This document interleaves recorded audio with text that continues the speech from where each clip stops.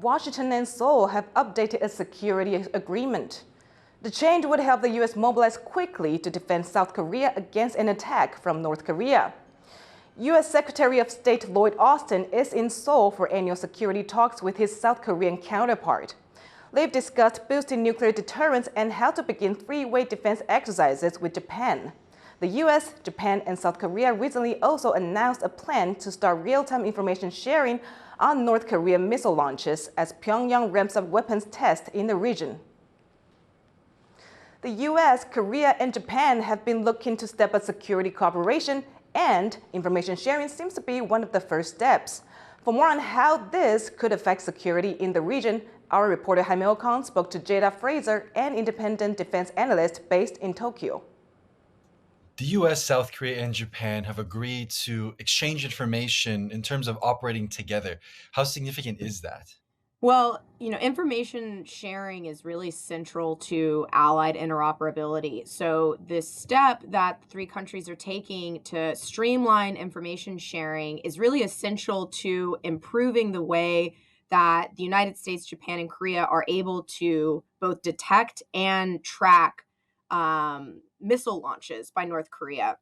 So currently, prior to this prior to the decision to operationalize trilateral early warning missile data sharing, what would happen is the U.S. would have to share information with Korea through a separate mechanism, and then share that information with Japan through a separate mechanism.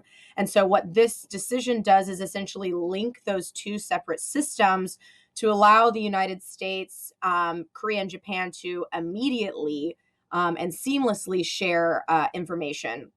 So after this is operationalized, which is supposed to happen in the next few months, Japan, Korea, and the U.S. are going to be able to more accurately detect and track projectiles, as well as respond to them more quickly. This whole push for trilateral cooperation started with the Camp David summit back in August.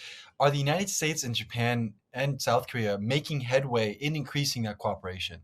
So I think President Biden really hit the nail on the head when he said after the Camp David Accords, which was the historic meeting between President Yoon of South Korea, Prime Minister Kishida of Japan, and President Biden of the United States. At the end of the Camp David Accords, he said that all three countries are not only stronger as we stand together, but the world is also safer.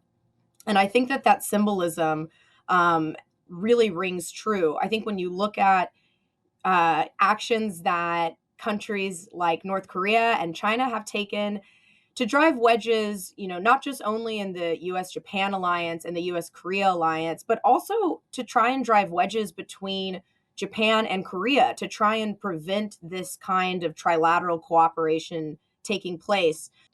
And with the U.S. pledging to be more committed and consult on regional security issues in that area, how does a country, let's say like Taiwan, benefit from increased security cooperation there? So in this commitment to consult, it doesn't narrow out and say specifically only for a North Korean missile test or something involving a North Korean security threat. It covers all regional security challenges. And so, for instance, if we think of a potential Taiwan scenario, of course, this commitment to consult doesn't obligate Japan and Korea to respond militarily alongside the United States. But what it does include is it implicates all three countries' governments to share information, to coordinate responses, and to align their messaging on a whole range of potential threat scenarios, to include a potential scenario of the PRC invading Taiwan. That was Jada Fraser, a defense analyst based in Tokyo, speaking to our reporter Jaime Ocon.